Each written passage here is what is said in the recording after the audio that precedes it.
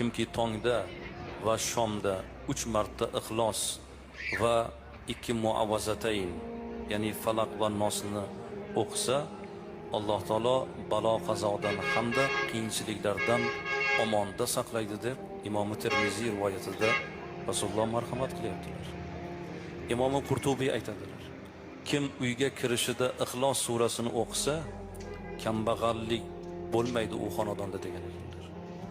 Ixlos surasi o'qilgan xonadonda kambag'allik bo'lmaydi dedilar.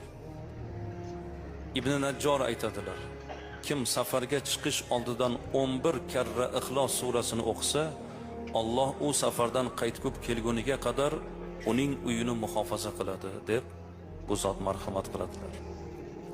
Yotadigan mahal, ya'ni uyqusidan oldin Fotiha va Ixlos surasini o'qigan odam o'limdan boshqa hamma ziyondan omonda bo'ladi deb